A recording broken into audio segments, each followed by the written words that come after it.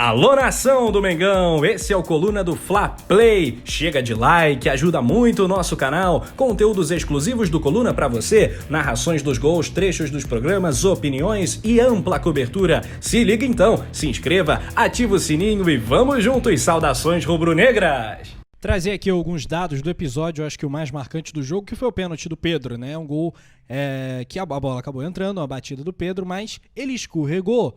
E a arbitragem marcou 2 toques anulando o gol, o pênalti convertido pelo Pedro. O que aconteceu? O Felipe Luiz, suspenso, não estava em campo. Teve até matéria, até do GE, etc., o Coluna do Fla também, falando o seguinte: o Felipe Luiz, quando acontece lances de pênalti, ele costuma ficar ali, na marca da cal, para evitar que não chegue nenhum jogador adversário para fazer aquela cavadinha e tal, tentar atrapalhar, deixar o solo mais prejudicado pro batedor. O Felipe Luiz não estava em campo. Chegou o camisa 14 do Fortaleza, o Ronald. E o que ele fez? Começou a arrastar a chuteira, pegou, puxou ali. E aí o que aconteceu? Não deu outro. O Pedro escorregou, acabou dando 2 toques. Apesar da bola ter entrado, não valeu. E o Pedro, Nazário, ele, após o jogo, ele assume essa responsabilidade. Tem matéria no coluna do Fla.com. Ele diz o seguinte: claro que foi um resultado ruim. A gente queria vitória, fizemos de tudo para ganhar, mas não conseguimos. Tive 2 oportunidades. Na primeira, o gramado prejudicou um pouco. Acabei escorregando. Não esperava, mas sei da responsabilidade que foi ali no pênalti. No segundo lance, o goleiro deles fez uma grande defesa, bati bem, mas ele conseguiu abafar. Temos que aprender com o erro, lidar com o erro para voltar mais fortes. O campeonato ainda tem muitos jogos. A gente vai fazer de tudo para vencer o campeonato. Nazário! O Pedro, para mim, foi o cara mais voluntarioso, né? Tentou, buscou, foi o mais prejudicado em função do futebol que o Flamengo hoje apresentou. O Pedro não foi municiado. Na oportunidade que teve, acabou recebendo a falta dentro da área e aí, na cobrança de pênalti, acabou escorregando. O fato é que o que me preocupa é o seguinte: essa derrota faz a gente aprender e vamos tentar consertar. Pois é, mas o tempo está acabando, está faltando um pouquinho. A gente está aí com um calendário que já está pré-determinado para acabar a brincadeira. Então, o Flamengo, muito embora tenha um jogo a menos, mas vamos lembrar que nós temos aí 26 jogos, né? Temos 26 jogos. Hã? Isso, faltam 12 jogos para o Flamengo. 12, né? 12 jogos. Isso, 12. Foi a rodada 27, mas o Flamengo tem um jogo a menos. Pois é, faltam 12 jogos. Tem muita coisa para acontecer? Tem. Miseravelmente, nós temos aí 36 pontos a disputar, né? E o São Paulo, por exemplo, como tem 11, né? Tem aí 33 pontos. Muita coisa pode acontecer, muita coisa pode acontecer. Será que São Paulo vai ganhar todos os jogos? Não acredito, até porque eu estou até torcendo para ele reverter a situação perante ao Grêmio, para dar aquela desgastada, coisa e tal, mas é aquele detalhe.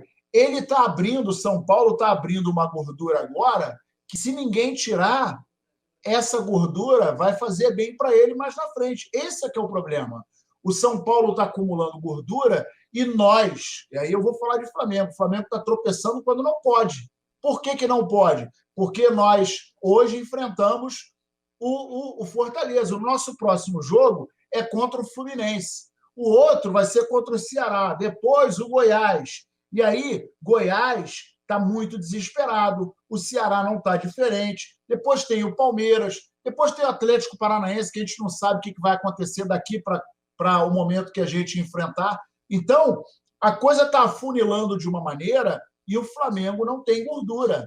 Aliado à falta de gordura, tem o saldo de gol pequenininho, em função de todos os gols que nós tomamos. Menos vitória, que é o primeiro critério, menos vitória que o São Paulo, que o Atlético. Exatamente. Então, a gente está numa situação quase crítica, se pensar no título.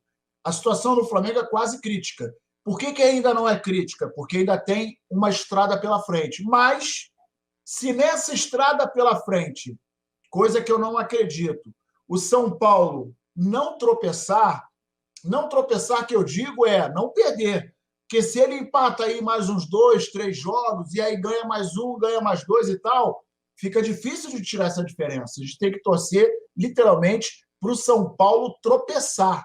E isso é que me incomoda. O Flamengo não está mais dependendo das forças dele. O Flamengo agora tem que cruzar os dedos para o São Paulo começar a tropeçar nos degraus. E isso, para mim, é péssimo. E é logo... Desculpa, Nazário, completa aí. Falta muita coisa? Falta. Mas o caminho não está tão longo mais. Está mais perto que antes e isso é preocupante. Cara, e é preocupante também porque o São Paulo, até consultei o Kika, que assiste todos os jogos de todos os times, ele assiste o máximo de jogo que ele consegue, evidentemente. Eu tirei essa dúvida com ele. O São Paulo chegou no auge do seu estado técnico e físico nesse momento da temporada, certo? O que ele falou? É verdade, São Paulo nunca jogou tão bem. Agora, é aquilo, o imponderável tá aí, é muito tempo. Eu entendo o que o Nazário fala, que é um espaço curto e tal, falta pouco, mas vamos tentar olhar o copo meio cheio. Em 12 jogos, vamos voltar para o início do campeonato. O Flamengo tomou de 3 do Atlético Goianiense, o Flamengo passou um monte de vexame, mas o Flamengo revelou um monte de cria naquele jogo do Palmeiras, que foi exatamente a rodada 12. Então, em 12 jogos, um campeonato muda assim drasticamente, muita coisa acontece. O São Paulo não sofreu com surto de Covid, por exemplo, coisa que o Flamengo sofreu, o Santos sofreu, outros clubes sofreram. Pode acontecer, claro que ninguém aqui torce por isso. A gente preza pela saúde de todo mundo, ninguém deseja isso aos jogadores do São Paulo, mas é algo que pode acontecer, não está descartado, infelizmente. Pode acontecer. Então dá essa nota de otimismo também, porque nem tudo acabou, gente. Nem tudo acabou. A gente vai ter um período longo agora, vai ser amargo esse período pra caramba, essa virada de ano vai ser ruim. Mas, Túlio, vamos lá, vamos ouvir qual é o termômetro da galera, você tá com o chat aberto aí. A galera tá aqui, o Clube da Música, time sem vergonha. Não, ele tá respondendo aqui, porque tem um time aí. Oi! Pera, deixa eu ver se ele me ouve, porque ele tá perto da zona subalterna do futebol. Alô? Oi! Zona subalterna. Ribamar! Oi! Tá, acho que não me escutou não. Tá já muito caiu? Já caiu. Líder da terceira! Líder da terceira! É o time que tá indo rumo abaixo aí. O Carlos Humberto falou aqui, ó, o problema não é técnico. Isto não é um time pra ser campeão. Erros imbecis de passe, sem vontade. Ganham tanto pra jogar, está pelado, um bando, estão entregando e fazendo a gente perder tempo. Mas aí o técnico tem que arrumar isso, né? Claro. Se não tem técnico pra arrumar isso, você quer tirar o técnico, o Carlos Humberto? Desculpa, mas não dá, né? Realmente, a bandeira do Rogério Ceni, quando ele vê assim, o Rogério Ceni vem como uma grande promessa, o grande técnico dessa geração e tal, a gente vê, que vai se consagrar no Flamengo. E não só isso, Rafa, a gente vê todo dia tem matérias elogiando os treinos do pra Rogério. Matéria da imprensa, Túlio. Não, eu tô falando dos elogios aos treinos, de não sei o que, aquela coisa. Até o Klopp ele chegou a ser comparado naquele jogo contra o Botafogo. Não existe, isso aí quem se influenciar por isso tá errado, por isso existe Coluna do Fla em números crescentes, os canais rubro-negros, etc. Esse tipo de visão não existe.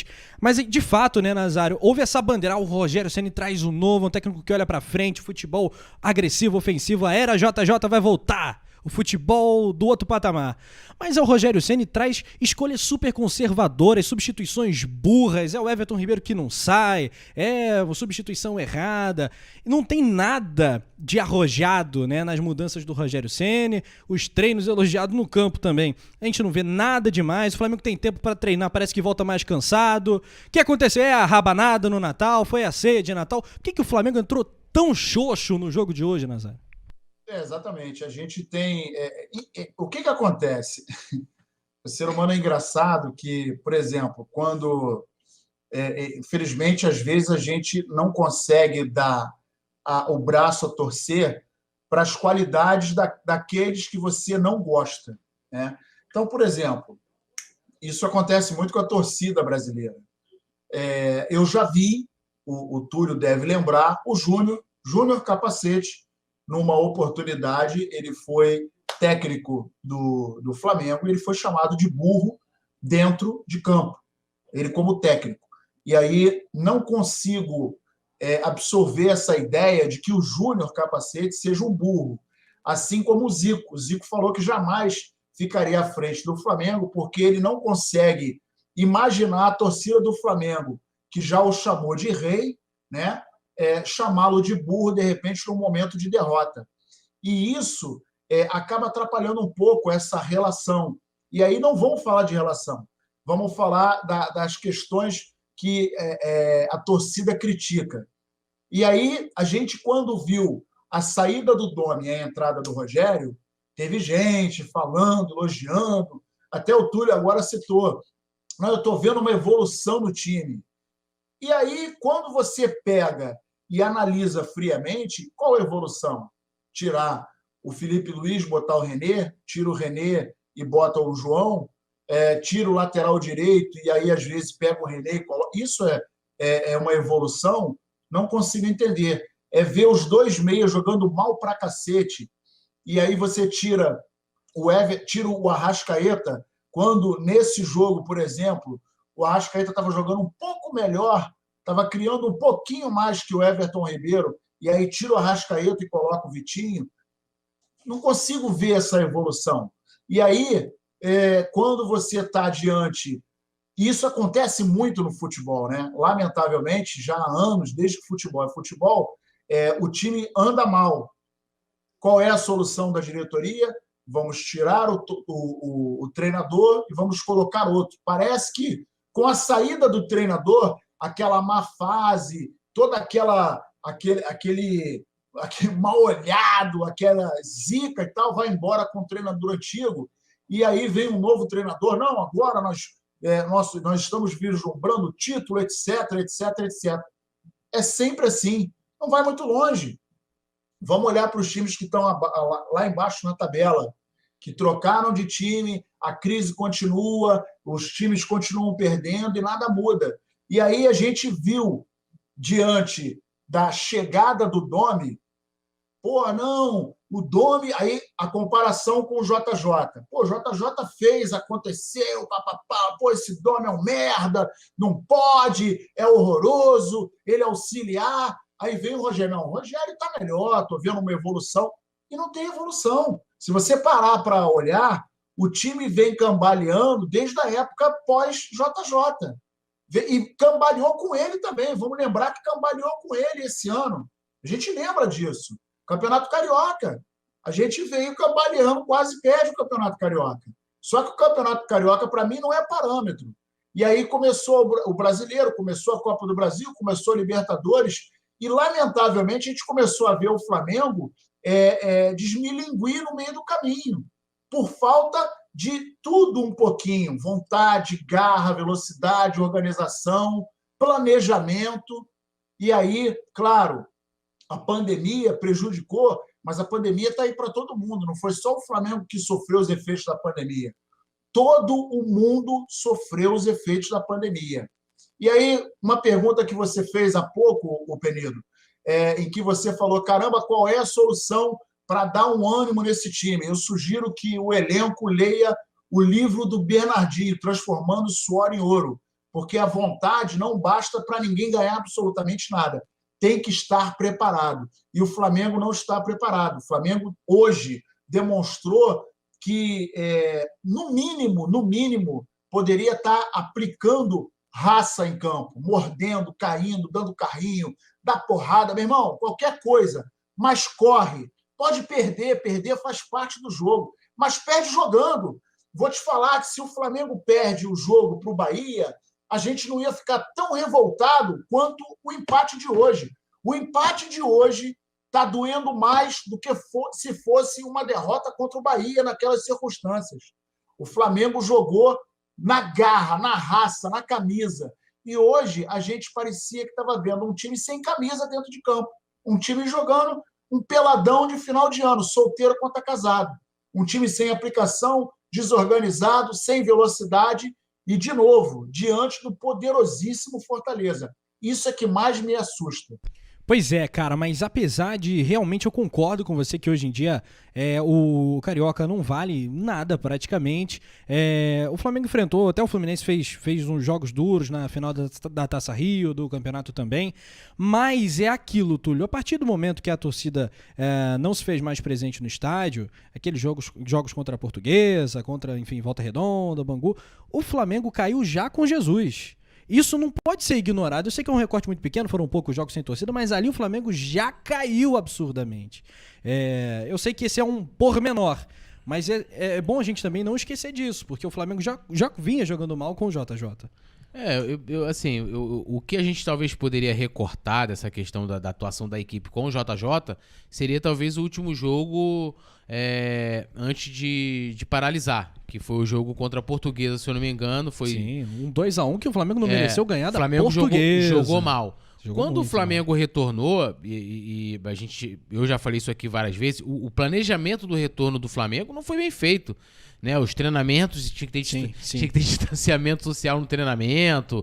Era uma série. Você jogava um dia, você não sabia se ia ter jogo na próxima rodada. Então dava aquelas folgas. Eu acho que tudo isso prejudicou um pouco pro tipo de futebol ali naquele momento, né?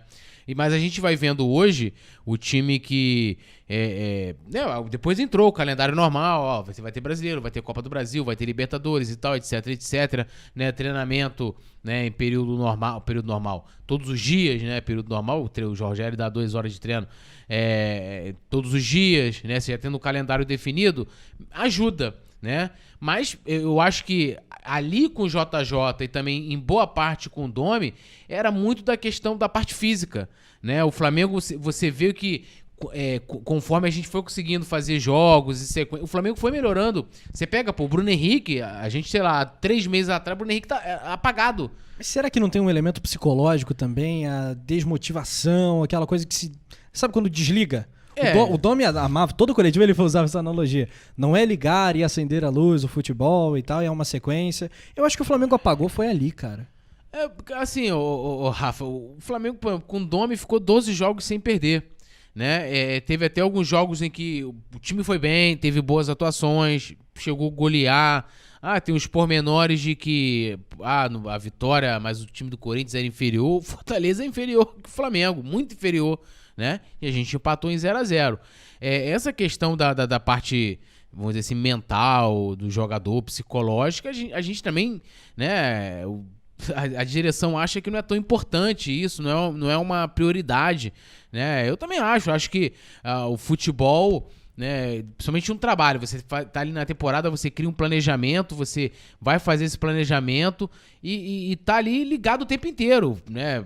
Até porque, por exemplo, um jogo de 90 minutos, você não pode errar um erro, né? O futebol é tão brilhante que ele permite isso. Um erro, você entrega a partida. Os outros esportes coletivos não tem isso. Basquete você faz um monte de pontos, você pode, né, contornar ali um placar. Vôlei mesmo, o futebol não. Você chegou ali num erro ali, num jogo, dormiu, né? Como você falou, desligou, tum. Eu acho esse aspecto importante demais.